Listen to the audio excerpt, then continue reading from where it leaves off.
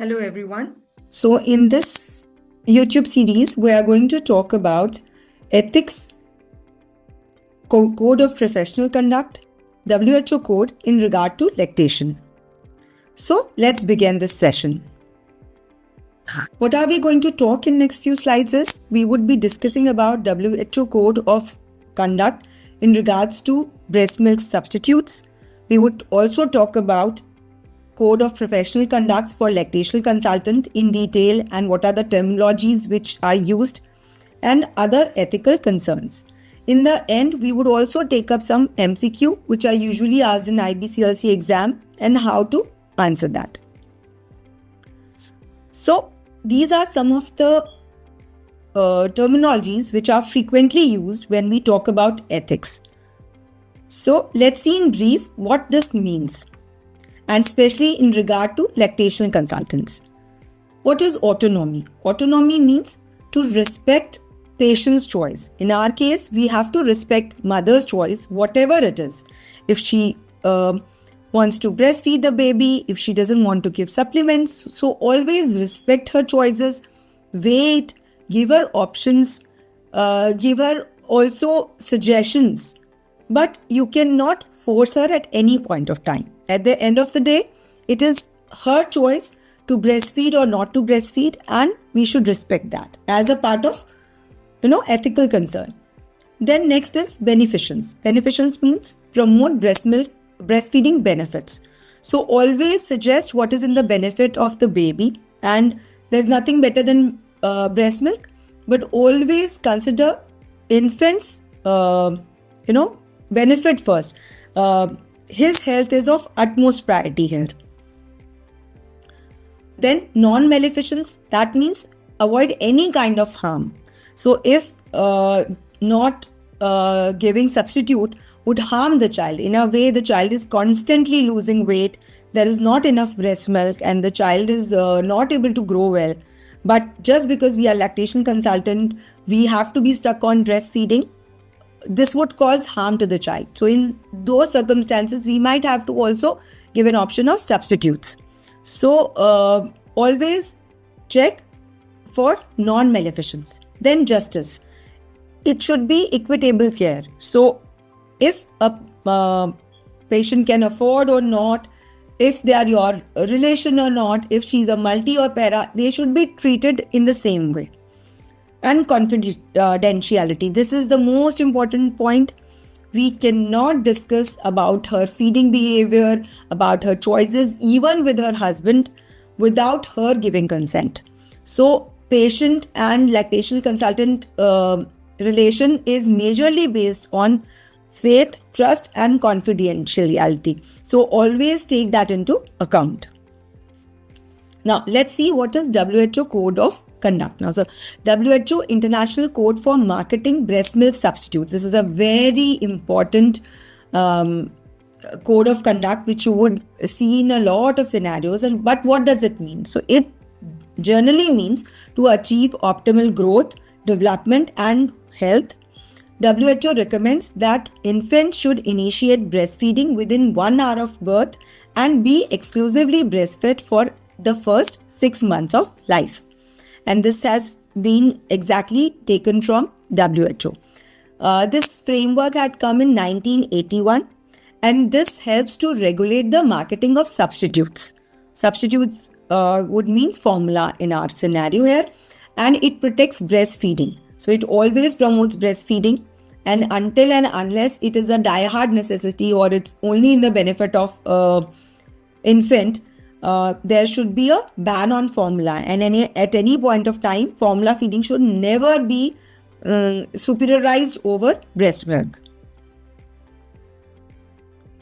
Okay, so what are the key points here in WHO Code of Conduct for breastfeeding substitutes? There should be no advertising to public.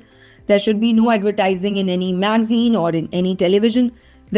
It should be avoided that free samples to be given. So usually a free samples would be provided to mother to make the baby try this formula, which should be completely banned. There should be no gifting from these companies to the healthcare workers. There should be accurate labeling, and every formula should mention that breastfeeding is at any point of time superior to any formula milk. And that's the first choice, and that's the best choice for your baby. And there should be government monitoring on all of this. Then, as an advocacy, what should be the concern here? That there should be raised awareness among people to know that what are the advantages of breastfeeding and why not give a formula. Expose violation if someone is taking any benefits, monetary wise, or physical benefits, or any other kind of benefits from a firm which is promoting their formula, and if that formula has been promoted in the hospital or in a private practice, that should always be informed to the authority, and actions should be taken. And support NGOs, all the non-government funded organizations which are supporting breastfeeding, they should be supported. And again, media should be managed, and how it is shown and how it is promoted should be completely keep a check on that. As a IBCLC, as a lactational consultant, what is our role, and why it is important that we should know WHO code of conduct for breastfeeding substitute, that we should completely refuse any kind of sponsorship for any conferences, for any meetings, refuse any kind of gifts if it mentions that it has from any company which promotes breastfeeding substitutes. So you are ethically under the law, you should not be taking these gifts and these sponsorships. There should be no brand promotion. No, there should not be a YouTube video and then in the end you cannot say that the YouTube video was promoted by so and so company which manufactures breastfeeding substitutes and such. That's not ethically right. Then promote unbiased advice. So the advice should be based on benefit to the patient, should be considering all those ethical pillars which we discussed, that it should be non-maleficence, it should be beneficence, it should be promoting equity. So all those factors you need to consider, and then only you would advise the patient, not just that you like the any kind of a formula and then you are promoting that. That's not ethical. Again, remove promotional materials. Any prescriptions which you are writing should not have any kind of promotional materials on it. What is code of professional conduct? So we will be talking only regarding its role in lactation. Code of professional conduct could be in any branch, but we are only talking about lactation here. So let's see what is the ethical framework here. So code of professional conduct means it is actually an ethical framework. It is a kind of framework which tells us how, as a lactational consultant, we should practice, how ethically we can work in the society. It also guides our professional behavior and it helps to decide what is better. It is easier to make choices based on an ethical framework. And then it protects the patient because they'll only if the professional behavior in such a way which follows a code of conduct, which follows a code of professional conduct, then only the patients will feel safe and they would be protected by it. And obviously there is a mandatory compliance to it, that ideally all of us should be following these professional code of conducts. What are its core values? The core values are integrity. Integrity means always work as a team, always work in the benefit of your department, that is your lactational consultant department, always work for the benefit of the patient. Always have respect not only for your client or your patient, also for your colleagues, also for the department you are working with, also for the multidisciplinary team you are working with. Equity. So your judgments or your advice should never be based on how a mother is behaving to you, or how a mother has previously behaved with you, or your relation with the patient, or for a particular colleague. So it should be an unbiased practice. Then accountability. If at any point of time you feel that you went wrong, or you gave a wrong advice, or a certain thing could have been done in certain other way, or you had not been that polite to a patient. So please take an accountability, reflect on your behavior, apologize, and go ahead. Then always keep into account beneficence, that is benefit of the patient, and non-maleficence, that your decision should not cause any harm to the patient. That's very important. Okay, so what are our professional responsibility? Our professional responsibilities here are to maintain confidentiality, which is very, very important and cannot be stressed upon. Obtain informed consent. Always when we are talking to the patient, always take a consent before that. Always keep checking their knowledge, that do you understand? Am I making sense what I'm saying to you? Or if you want, at any point of time, if you want me to repeat, or always take a consent that, okay, so and so is standing in the room when we are examining the breast. So is it okay that your husband is standing here and I'm examining, or your mother or your father are there, and is it okay if I examine? And in certain scenarios where you are offering them a formula, you would have to offer them a formula, or you have to take tougher decisions. Always take a written consent from them. Provide evidence-based care. So there would be scenarios where the parents would say, no, because in our first child we did this and this didn't work.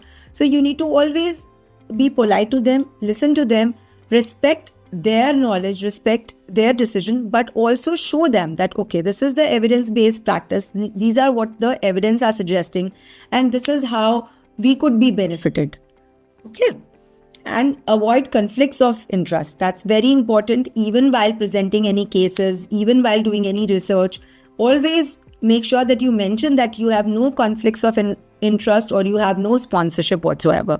And then effective communication is very important and is crucial when you work in a multidisciplinary team approach, and when you have a patient relation. Effective and clear communication is the key. So in terms of ongoing competence, so how important it is that you have to be keeping yourself updated. Because if you don't keep yourself updated, you would not know of the latest evidences, or you would not know of the latest guidelines.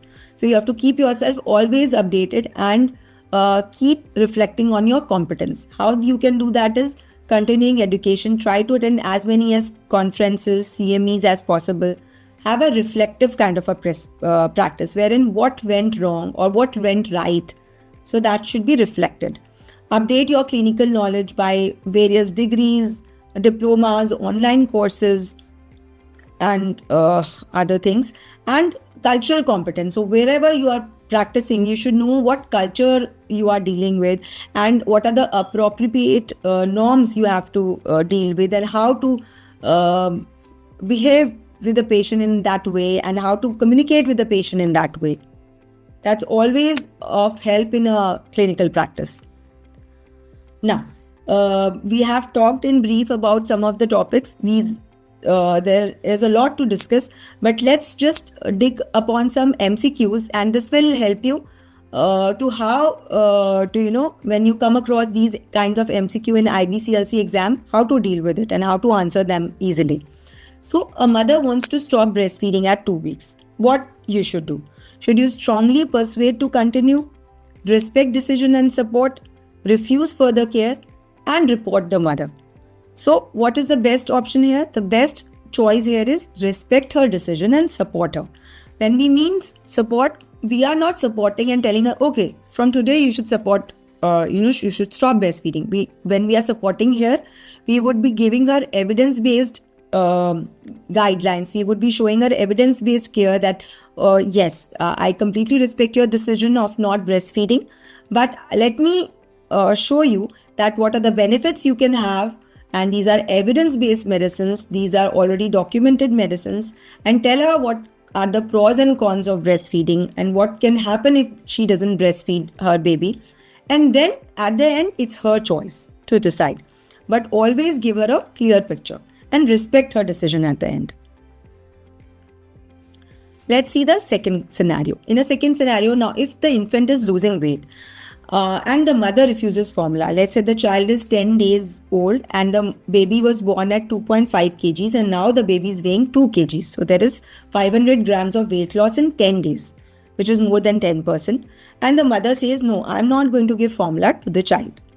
what you should do. You should respect refusal completely. You should force supplementation. You should explain risk and recommend supplementation. And you should ignore weight loss. So, in this scenario, what is best, what is ethical is explain her the risk. Explain her that this is not acceptable, that the child is losing that much of weight, and recommend her supplementation.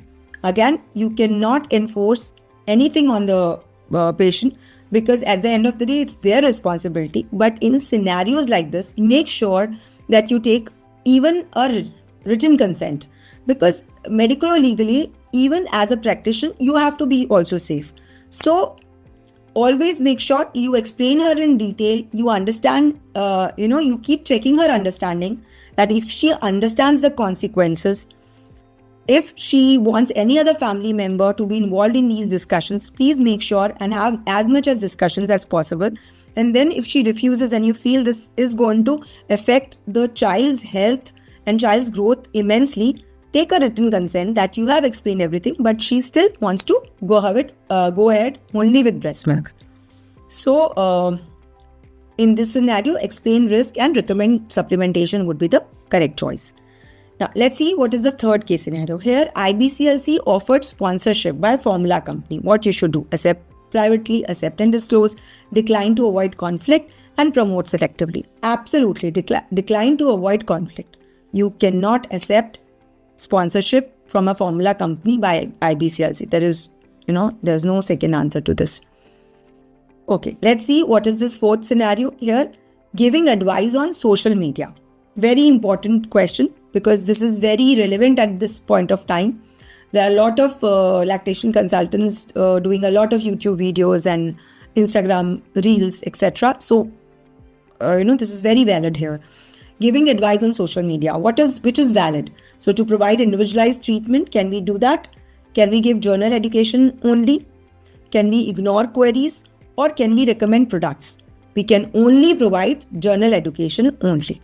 So let's see in detail here that social media is appropriate only for general breastfeeding education, awareness messages, and myth busting. But it is not at all appropriate to provide any kind of individual diagnosis, personalized treatment plans, or clinical decision making without assessment. That is absolutely unethical. Let's see this case scenario 5. Now here is a NICU baby. The mother is unavailable for consult. Maybe the mother is very sick and she is in ICU and she is not available here for consent. And what should you do? Should you wait for the consent to be taken to start the baby on milk? Or should you start donor milk as per the policy? Should you use formula immediately without protocol? Or should you discharge the baby? So in this scenario, what is most important here is we have to keep in mind that non-beneficence factor, which is non-maleficence factor, which is you should not harm the baby. So if you discharge the baby, you will be harming. If you are waiting, you will be harming. So that two factors is. And beneficence, which is it should benefit.